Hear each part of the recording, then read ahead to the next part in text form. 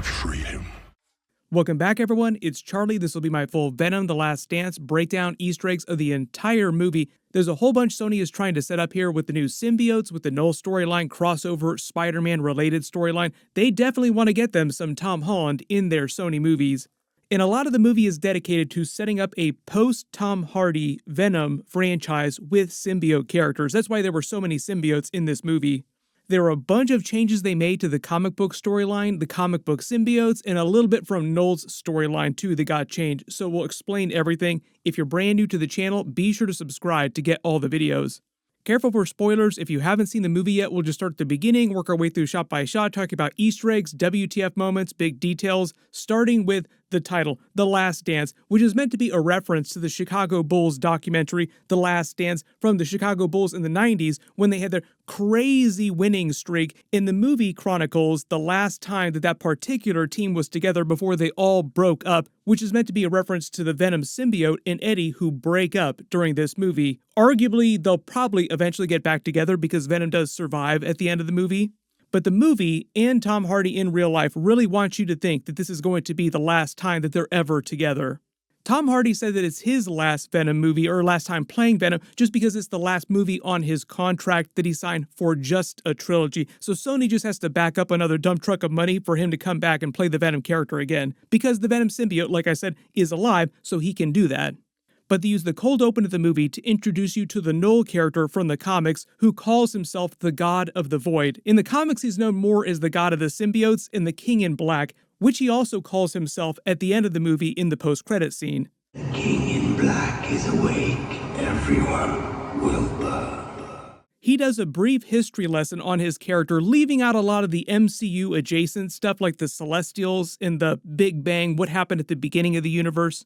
In the comics, the Knull character was created to give Venom a storyline that didn't involve a ton of Spider-Man Peter Parker stuff at first. Now, eventually, Peter Parker got roped into it, the entire Marvel Universe got roped into it, but it got so popular that it turned into a line-wide crossover. So you have Captain America, the Avengers characters, Wolverine crossing over with this Knull Spider-Man Venom storyline.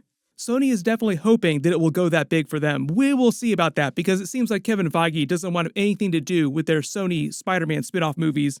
But in the context of the movie universe now, when he says God of the Void, later in the movie, the Toxin symbiote, who is green in this movie, they made some changes to Toxin from the comics, bonded to Patrick Mulligan from the last movie like Toxin is in the comics, tells the scientists about the black void that exists around the universe and why it's so dangerous they don't want to know what's out there. Essentially, it's meant to be Knull. It's meant to be the spaces between universes that he originally came from. He's meant to be a cosmic being that predates the existence of the universe. So the Big Bang happens, and that's what he says in the intro here: light invades my kingdom, light invades the void because the universe was born.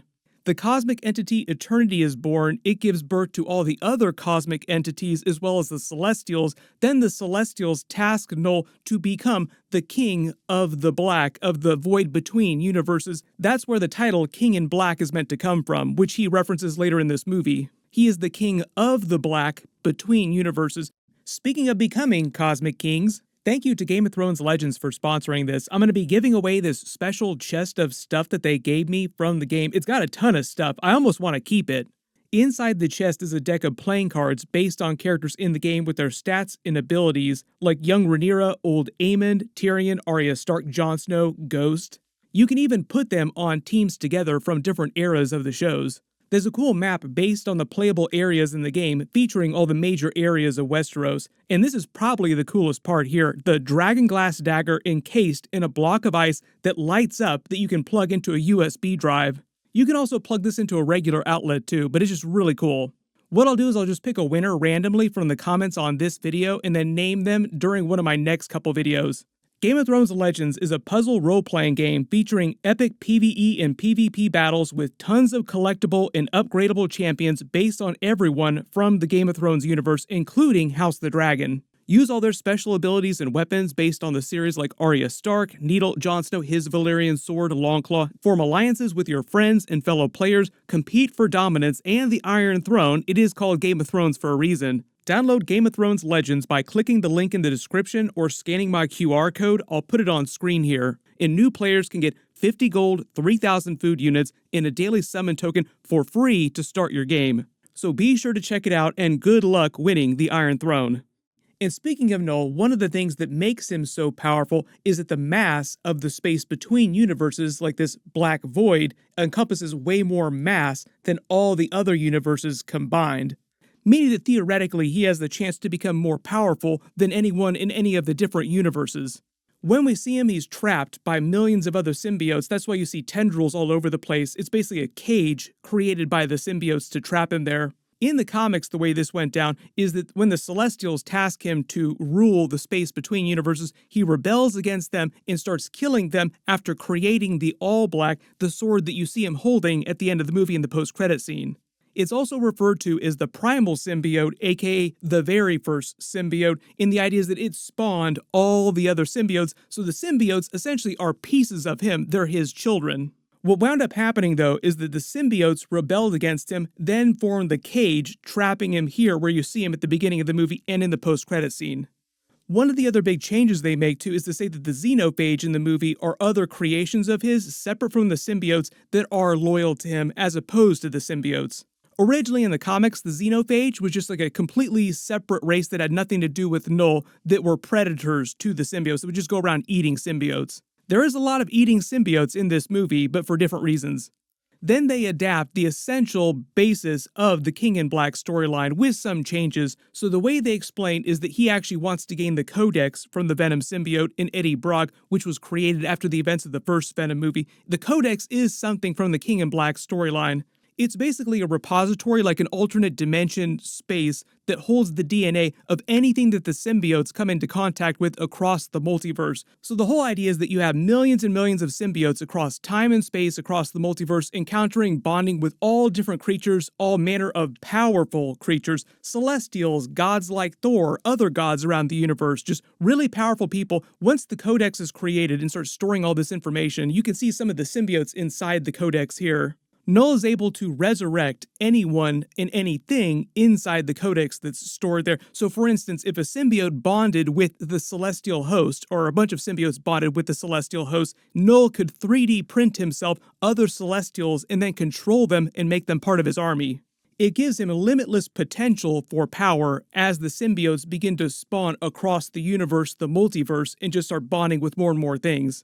One of the other changes they make to the comics is to explain how the Codex is created, how it exists. So the idea in the movie universe now is that the Codex is created by a very closely bonded pair of symbiote and host after the host is killed and the symbiote resurrects them using a Codex.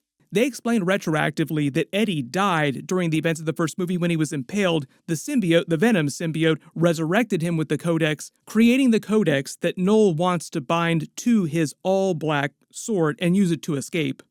The other big change is that in the movie universe now, Knull has the ability to portal the xenophage across the universe. Not across the multiverse, just across the universe, so this is just happening inside the Venom universe. In the comics, there's a different version of Knull in every single universe, but what they're saying in this movie is that there's one version of Knull for the entire multiverse. So they start the movie with him sending the xenophage looking for the Venom symbiote who can detect it across the universe on the Venom version of Earth in this universe. And if you couldn't tell from his Gollum-like voice, it is Andy Serkis playing the Knull character. They have big plans for him in the future. Like they said, they have big crossover movies planned with the Spider-Man characters as well too. More symbiotes, more Sony spin-off characters. An alien made out of black goo once. Oh, no way. I fought an alien too. I want to fight an alien. Hopefully they will not use it to make it full Morbin time again. Just like in the comics, once he escapes, his plan is to essentially conquer the entire multiverse and destroy everything, returning reality to the black void of nothingness that he existed in before the Big Bang. Interestingly enough, we're kind of seeing something similar happen during the lead up to Avengers Secret Wars, where the multiverse, like all of reality, slowly collapses, all the different universes are destroyed until there's only one planet left, aka Battleworld. My assumption right now, just based on the way that the Marvel people are talking, is that Sony developed the Knull character on their own, and they're just kind of hoping to piggyback on what's happening with the Secret Wars stuff, so I don't expect to see Knull during Marvel's Secret Wars. It's like a completely separate thing. Then they do the standard Sony version of the Marvel logo that you see on all the Sony-only movies, and they basically redo a version of the Spider-Man No Way Home post-credit scene inside the MCU with Venom Eddie Brock sitting at the bar here with the bartender. Football is life. Basically, it's the exact same scene, like cut and paste, like they literally just copied the post-credit scene from Spider-Man No Way Home and attached it to this part of the movie to explain him going back to the Venom universe. So while he's in the middle of this conversation, when he stands up and gets portaled back by Doctor Strange's second spell, they explain that this portal just sucks him back to his Venom universe in the same bar, but in his universe, the bartender is a little bit different. It's more of a dive bar kind of atmosphere. But this isn't meant to be a retcon to the Spider-Man No Way Home post-credit scene where the symbiote piece did get left. There is still a piece of the symbiote inside the MCU that Tom Holland can eventually bond with and have his own symbiote saga. There's a lot of rumors right now that Tom Holland will get that symbiote during Spider-Man 4 at some point. When he comes back to the Venom universe version of the bar, the bartender goes a little bit nuts seeing the Venom symbiote manifest. They have a funny scene. There's a lot of comedy like this in the movie that's just kind of random with the symbiote doing silly things with him. On the news, he sees that he's being blamed for the death of Detective Patrick Mulligan during the events of Venom Let There Be Carnage. We find later in the movie that he was just captured by this military group that's running at Area 55, beneath Area 51, where they're collecting and studying symbiotes.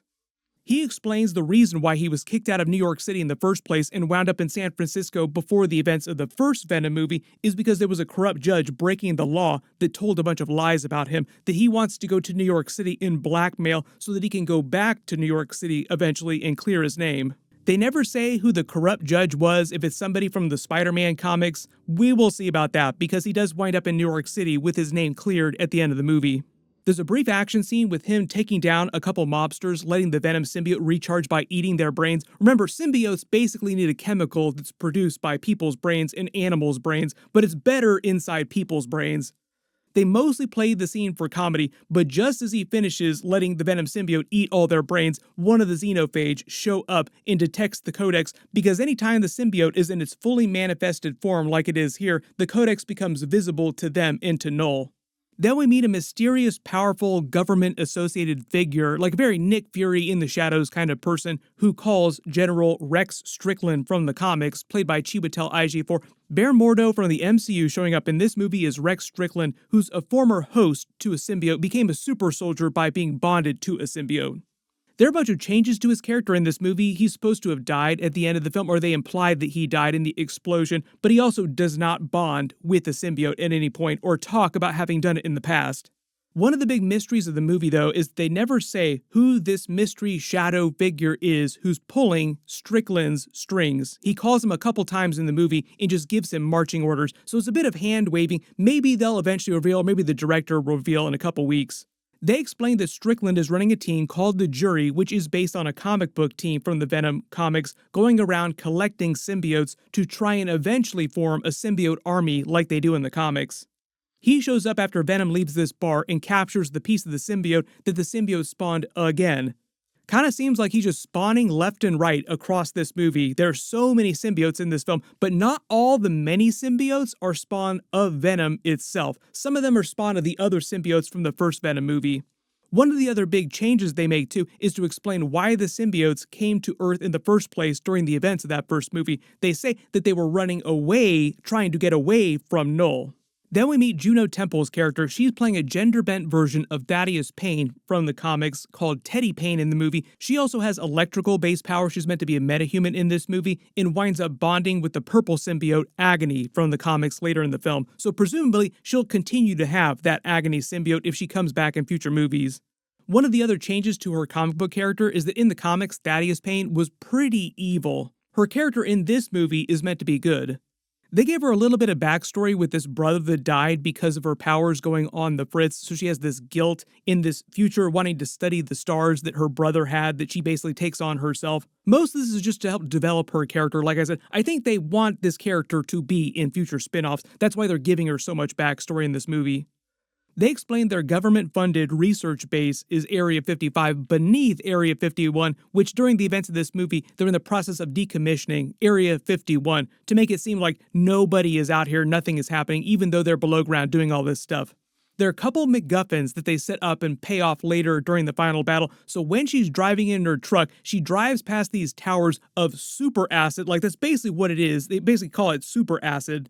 Later, Venom basically uses it to melt himself and the xenophage.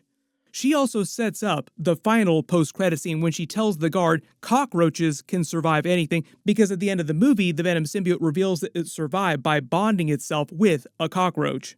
Her scientist friend that always wears that Christmas pin here is named Sadie Christmas. I couldn't find any comic book information on her, so I think they just created her for the purposes of this movie. She also winds up binding to one of the other symbiotes later in the movie. When they start inspecting Patrick Mulligan, saying that his other symbiote left him for dead and they gave him another symbiote, I think the idea is that the new symbiote is meant to be their version of Toxin, and the other symbiote that left him was meant to be the Carnage symbiote that he almost got killed by. The obvious change, you probably heard people complaining about this if you're a longtime Venom fan, is that Toxin is actually meant to look more red, a little bit more like Carnage. It's meant to be the son of the Carnage symbiote and the grandson of the Venom symbiote. It is part of this long-running symbiote prophecy about being super, super powerful. Later in the movie, it's basically eaten by the xenophage, so RIP to Toxin. They just completely swerved on that character, it seems like. The little piece of the Venom symbiote that Sadie looks at in this vial is the Venom symbiote that bonds with that cockroach in the post-credit scene. That's why next to it you see the broken vial where it escaped from. Inside her other vials, there's also the green symbiote and a pink one later that winds up going to Teddy. When she mentions that her brother's greatest ambition was working here, she's actually wearing his Roswell t-shirt that he died in. Very morbid. When we see Patrick Mulligan, he doesn't actually have much to do in this movie. Most of the time when they're talking to him, they're talking directly to the Toxin symbiote, which can detect the other symbiotes from inside his cell that are there, and detect that Teddy is a metahuman with her own powers. It gives them a big info dump on Knull, god of symbiotes, why he wants the Codex. They show a vision of the future. If you remember Venom Let There Be Carnage post-credits scene, the symbiote said that they can see across time and space because of the symbiote hive mind connecting them across time. It sees inside the Codex with all these different symbiotes here in this weird state, then in the future sees Knull escaping his prison and marching off to destroy the universe with the All Black in hand. The reason why Eddie and the Venom symbiote attach themselves to the outside of the plane is to get past the border in Mexico without being detected back into the United States. He makes the Tom Cruise joke because in one of the Mission Impossible movies, Tom Cruise did a stunt outside a moving plane. You may remember that Tom Cruise briefly was going to be in the early 2000s version of the Iron Man movie before the Robert Downey Jr. version wound up happening. Kevin Feige said the reason why he is not our present-day Iron Man is because at that time in the early 2000s, he was asking the studio for way too much money. At the time, they didn't think the comic book movies were that bankable. How wrong they were, but aren't we glad that they did not pick Tom Cruise to be Iron Man? Robert Downey Jr. born to play that Iron Man role. There was a brief time when Tom Cruise almost showed up in a cameo scene during Doctor Strange Multiverse of Madness as the 838 version of Iron Man, but couldn't because he was busy filming another Mission Impossible movie. Once Venom fully manifests again, the xenophage detects the Codex in him, jumping from the ground to the plane in the air, which was moving at super speed. There are a lot of plot holes during this too, like how fast can they move? And Venom instantly realizes what's happened and why Knull is after the Codex, freaking out. Quickly after, he then explains to Eddie that as long as he doesn't fully manifest around him like he normally would, the xenophage won't be able to see him, setting up the running bit in the movie where Eddie can't actually use the Venom symbiote the same way that he normally would, and they have to hoof it old-fashioned style across the countryside. Until they find a horse to make more hoof puns, venomizing it, using its powers to travel faster, setting up the bit with all the venomized animals that we see throughout the movie and in the post-credit scene. While this is going down, they introduce Rhys Ifans and his family, so most of you remember him as the Lizard from the Andrew Garfield Amazing Spider-Man movie, and he was just in Spider-Man No Way Home, like we literally just saw him inside the MCU. If you've been watching my House of the Dragon videos the last couple of years, Season 1, Season 2, he's also Otto Hightower on House of the Dragon. Totally amazing in that role. But in this movie, he's not playing any version of his Kurt Connors inside the Venom universe. He's a random hippie called Martin, and his kids are just random kids with hippie names. Like, there's nothing special about them at all, beyond the fact that he cashed out his life savings to bring his family to Area 51 here, where Area 55 is, and the final battle, so they could try to find aliens, which they do when all the symbiotes and the xenophage bust out. I would say the only real function that he serves in the movie is as a plot device for Eddie to get back to Area 55 so that he can fight the other symbiotes. Otherwise, he's really only here for comedic relief, so I have no idea why Sony would cast him, of all people, in this role. Literally any other actor could have been in this role, and it wouldn't have changed anything about the actual plot of the movie. Sony had to know what they were doing casting him in this role. Like, you're going to make people think that this is some sort of multiverse twist with the lizard. You would think they'd use the opportunity for a couple lizard Spider-Man jokes, but nope, they do not at all. If they did, they cut it out of the movie. It wound up being a deleted scene. We'll see if the director clarifies any of that in the next couple weeks. Inside the containers at Area 55, there are 8 more symbiotes who all wind up bonding with people later in the movie to help save the Earth. I'll point out which ones are based on the comics when we get to that part of the movie. Only a couple of them were based on the symbiotes from the comics. Some of them are just completely random ones that they just created for the purpose of the movie that then wind up getting eaten quickly thereafter. Rex Strickland then goes after Eddie and Venom again at the river. They use this for a couple more gags about the venomized animals, with the symbiote jumping to the fish, then a frog, symbiote frog, foreshadowing the Venom cockroach in the post-credit scene. Martin then drops Eddie off at Vegas. Tom Hardy explained the whole reason for the tuxedo scene when he knocks the dude out and was pissing on him, besides just having a gag, was meant to be a reference to the time that he was rumored to almost be the next version of James Bond. You might remember the Tom Hardy James Bond rumors from a long time ago. He said that he just wanted to show people what he might look like as Bond in a tux, briefly. But I am certain that he will not be the next version of Bond, like just a little too old. They'll probably pick someone a little bit younger when they eventually do announce someone. The reason why they go to the casino is because the symbiote watched the Tom Cruise movie, Rain Man, another Tom Cruise reference in the movie, and thinks that it can win money at gambling because it's a cosmic being and way more advanced than normal humans. They mostly use this for a comedy bit because the symbiote quickly gets addicted to gambling, then loses all their money so that they can actually meet Mrs. Chen. So mostly just a setup for that. Like, how can we have another gag with Mrs. Chen? We need to bring her back in the movie. The actress explains that during the events of this movie, she's won a fortune in gambling already. That's why she has that super nice apartment inside the casino, because those are super expensive. They really only use this for the gag of Venom dancing with her. Either you love this or you absolutely hated this bit in the movie, because it doesn't really make sense, because Venom doesn't want to form over Eddie because the codex will become visible and it'll leave them exposed to the xenophage. And Venom spends most of the movie saying that they can't do this, but then he just does this to have the dance. So essentially this whole section of the symbiote and Eddie in Vegas feels kind of pointless, like the producers just wanted an excuse to film scenes in a version of Las Vegas and have this dance scene.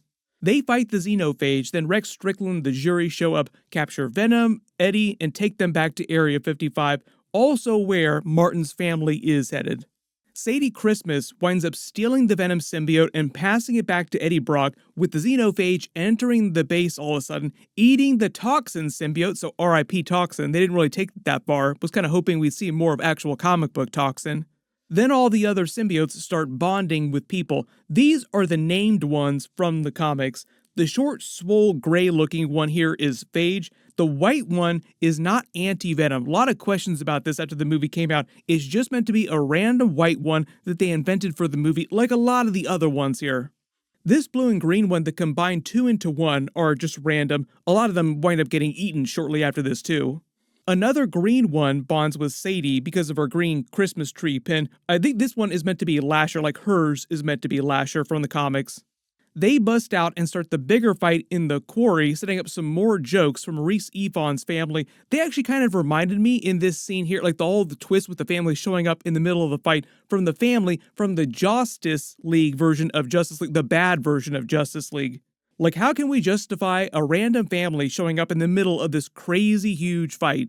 Teddy grabs the purple symbiote, Agony, from the comics. There's an orange symbiote with heat-based powers, but I don't think it's from the comics. It just winds up getting eaten too. Most of these wind up getting eaten.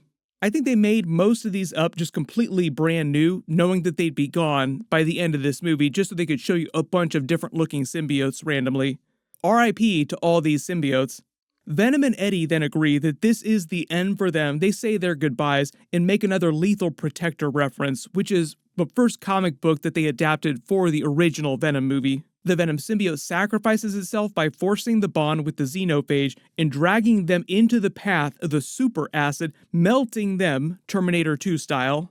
Teddy then bonds with the Agony symbiote, and it also gains access to her electrical-based metahuman powers, making it like a super symbiote. Like, they want to set her up, I think, for another spin-off. There's a lot of scenes focusing on her becoming super powerful with the symbiote and her metahuman powers. Like, why would they do that unless they wanted to bring her back in a future movie?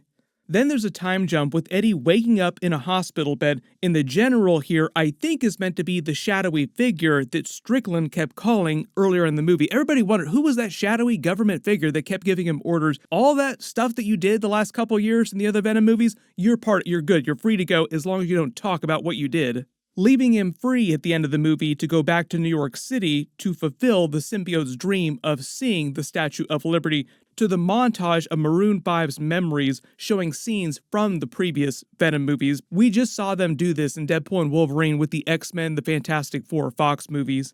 Ending with him staring at the Statue of Liberty saying that he won't forget the symbiote, setting up the post-credit scenes, essentially revealing that it's still alive. The symbiote is still alive. Knull has only been slowed down temporarily, and we'll see him again in more spin-offs. I already just did a completely separate post-credit scene video for both of the post-credit scenes, explaining everything that they set up, the future Knull movies, the Spider-Man references, how Venom will come back, so I had a link for that at the end of this.